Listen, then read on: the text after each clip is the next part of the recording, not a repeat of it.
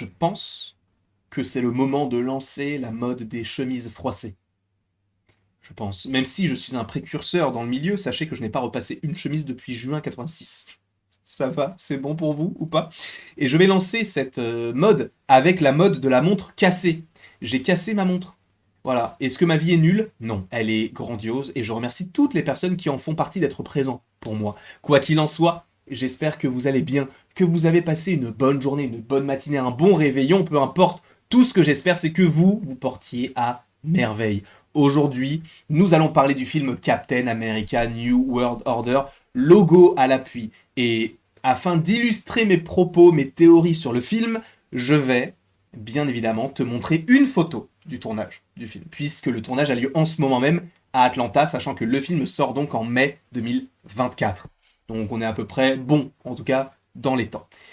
Le fait est que si tu ne veux rien voir de ce film, si tu ne veux voir aucune photo de tournage, quitte la vidéo maintenant. Parce que, dans le cas contraire, je risquerais de te spoiler très très très très fort. Au moins, là, tu es prévenu, frérot. Tu es prévenu. Quoi qu'il en soit, voilà l'image que je voulais vous montrer. Cet acteur n'est autre que Tim Blake Nelson, qui interprète dans le MCU le personnage du leader qu'on avait déjà vu. J'ai bugué. Je la refais. Le personnage du leader. C'est mieux, ça donne un petit côté un petit peu plus épique à ce que je viens de dire. Mais donc le personnage du leader, interprété par Tim Blake Nelson, que nous... Orthophoniste, bien sûr, que nous avions déjà vu dans le film L'incroyable Hulk en 2008 de Louis Leterrier, le réalisateur français. L'un des seuls, si ce n'est le seul, même si il me semble que le réalisateur du film Blade est un franco-britannique. Voilà. Cocorico, comme on dit dans le jargon. Mais quoi qu'il en soit, donc Just Jared a montré, donc a diffusé sur ses réseaux sociaux cette image-là, et donc ce n'est pas hyper intéressant en réalité. Tim Blake Nelson, qui est habillé d'une manière très intéressante, et cette image, on va l'analyser. Déjà, très simplement, un haut vert, un pantalon violet, je suis désolé, mais cela fait totalement référence au Hulk des comics. Bon là, c'était Hulk uniquement de Hulk, mais dans les comics, Hulk est un monstre vert avec un short violet, et bizarrement, lui porte une chemise verte avec un pantalon violet. Alors, je n'ai rien contre les gens qui s'habillent de telle ou telle façon. Vous vous habillez comme vous voulez. Mais qui, en 2023, s'habille avec un pantalon violet? Plein de gens. Frère, qu'est-ce que... Plein de gens s'habillent comme ça. Tu n'as rien à dire là-dessus. Bien sûr qu'il y a plein de gens qui s'habillent avec des pantalons violets. Personnellement, j'en avais un. J'en avais un pantalon violet et je le mettais tout le temps. D'accord? Est-ce que c'est bon pour vous? Mais, bizarrement, cela fait déjà référence physiquement à Hulk. Petite chemise verte, petit pantalon violet. Pourquoi pas? Moi, ce qui m'intéresse, c'est... Bah déjà, comme je vous l'ai dit, ce personnage-là, on l'avait déjà vu, c'est le leader. D'accord? Ce qui m'intéresse, ce sont ses mains. Pourquoi sont-elles vertes? Et que à un certain endroit de son corps? Pourquoi a-t-il les mains vertes? Est-ce qu'il fait de la jardinerie? Est-ce qu'il cueille tous les jeudis matins des petites tomates cerises? On n'en sait rien du tout, frérot. Moi, ce que je te propose, c'est qu'on va vers une avancée du personnage qui va directement, au fur et à mesure du temps, aller vers cette proposition du leader.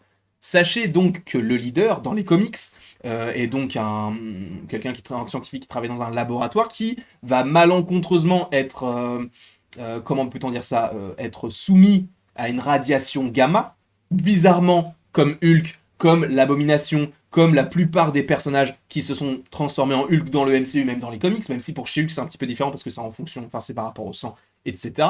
Là, le fait est qu'on a ce personnage donc du leader, cette grosse tête verte, et là tu vas me dire, oui mais là, il a pas une grosse tête, il a juste les mains vertes. C'est vrai.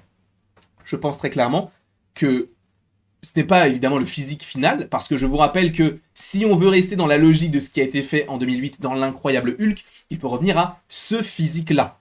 Ce physique-là, donc, pour rappel, à un moment donné, en gros, à la toute fin du film que j'ai revu il n'y a pas longtemps, justement, pour She-Hulk à l'époque, bon, du coup, je l'ai vu il y a peut-être 6 mois, donc c'est un petit peu encore frais dans ma tête, et je compte pas le revoir de sitôt de toute façon. Mais dans ce film-là, donc, on a le personnage donc, du leader, Samuel Stearns, qui qui s'appelle Mr. Green ou Mr. Blue, je ne sais plus, mais je crois que c'est Mr. Blue et Mr. Green, donc c'est Hulk. Et il voue, entre guillemets, une fascination à Hulk. C'est-à-dire qu'il veut analyser son sang, il veut le guérir, d'accord? Alors, il trouve ça plutôt fascinant, etc. Il va finir par transformer l'Abomination sous la contrainte, mais à un moment donné, il va être projeté contre un mur, et après il va tomber par terre, sauf qu'il va s'ouvrir la tête, et il y a une goutte du sang de Hulk ou de l'abomination, je ne sais plus, mais en tout cas une goutte de sang soumis aux radiations gamma qui va rentrer au niveau de sa tête, et donc tu sens que sa tête commence à gonfler. Alors, physiquement, c'est différent de cette image-là où sa tête semble normale. Après, encore une fois, c'est une photo prise sur le tournage. On n'est pas en post-prod, on n'est pas au niveau du montage et des effets spéciaux, donc il y a moyen que ça change physiquement. Encore une fois, il n'a que ses mains qui sont vertes. Mais je pense très clairement que le physique de ce personnage-là va changer. On aura la grosse... J'espère. Et j'espère que ce sera bien fait, pas comme Modok. J'espère qu'on aura la grosse tête du leader, comme c'est le cas juste ici, donc comme je vous l'ai montré dans les comics, ou même, je vais montrer même cette image-là, parce que ça peut changer aussi. Donc c'est lui le leader, donc le personnage tout vert, avec donc cette grosse tête, sachant qu'il est soumis aux radiations gamma, il devient de plus en plus intelligent, d'accord? Là, sa tête change, elle se modifie, etc. Et comme je vous l'ai dit sur la photo, il a les mains vertes. Donc je pense très clairement qu'à un moment donné, on aura une modification physique du personnage qui deviendra vert, qui aura la tête qui grossira, etc. Un peu comme dans les comics. Est-ce qu'il sera le méchant principal ou est-ce que ce sera un méchant secondaire? Je ne sais pas, mais en tout cas, ça va être hyper intéressant de voir pourquoi est-ce qu'il est dans ce film-là. Est-ce qu'il y a vraiment une... moi, j'ai une petite théorie sur pourquoi est-ce qu'il y a tous les Hulk qui... Enfin, tous les Hulk, en tout cas, la majeure partie du cast de Hulk qui sont dans ce film-là. Juste petite précision sur la théorie, c'est qu'en gros, lui, il voue un culte au Hulk, sauf que le sang de Hulk, en gros, c'est un variant, entre guillemets, du sérum de super soldat. Et Captain America, je suis désolé, mais il a le sérum de super soldat en lui. Évidemment, Steve Rogers, pas le personnage de Sam Wilson, mais Steve Rogers, lui, l'a en lui. Et je pense qu'il va y avoir justement cette idée de, comme c'est le cas dans The Falcon and the Winter Soldier, d'essayer de recréer une sorte de sérum de super soldat de synthèse, et possiblement qu'après on aura pas le professeur Xavier, n'importe quoi, le général Ross, qui en prendra lui aussi, peut-être pour être un petit peu plus fort physiquement, et que boum, il va se transformer en Red Hulk, et que par la suite, on l'est dans les Thunderbolts. Je pense vraiment qu'il y aura cette idée-là. On verra, hein, mais je pense que ça serait intéressant du coup de faire une vidéo un petit peu plus précisée par rapport aux propos, par rapport à cela, mais on verra. Ça arrivera dans d'autres mouvements. Mais du coup, ce que j'avais imaginé, c'est que lui est fan de tout ça, il a vraiment envie de se renseigner, de contrôler un petit peu cette mutation, cette génétique un petit peu particulière, sachant que dans la série She-Hulk, on avait encore une fois l'évocation de faut pas que notre sang circule un petit peu partout, et que Hulk justement détruit tout cela, sauf qu'après tu comprends qu'il y a le côté intelligentsia qui est totalement bizarre par rapport au fait que l'intelligentsia dans les comics soit en lien bizarrement avec le leader, ils ne l'ont même pas utilisé dans She-Hulk, et c'est très étrange alors qu'il avait déjà été annoncé.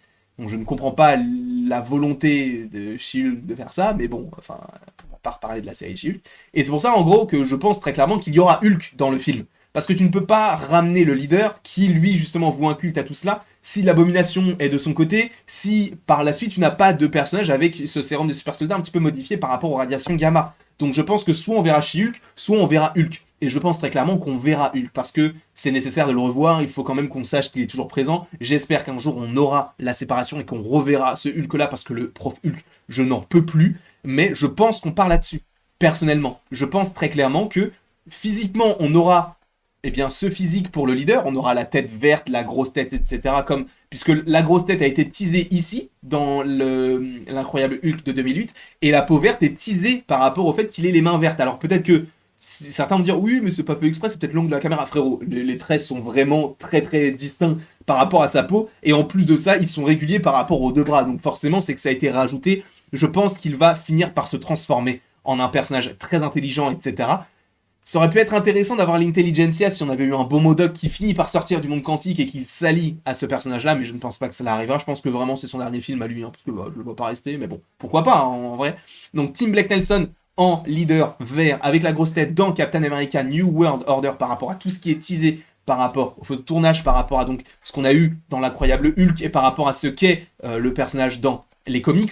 Moi je pense que oui, mais encore une fois, attention à ne pas trop se projeter et à faire attention à tout cela parce que ça peut justement nous décevoir. C'est pour ça qu'il faut prendre du recul par rapport à cela. Quoi qu'il en soit, je vous remercie grandement d'avoir été présent pour cette petite vidéo. On en reparlera du coup de cette petite théorie sur pourquoi est-ce qu'il y a des Hulk en fait dans le film Captain America New World Order, puisque c'est censé être un film sur Captain America.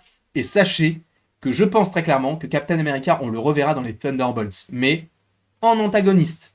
Très étrange, mais ça peut être hyper intéressant. Bref, je vous fais d'énormes bisous, et après tout ceci, il ne me reste plus qu'à vous dire à la prochaine, pour la prochaine. Merci d'avoir regardé cette vidéo. Bisous et passez une belle journée.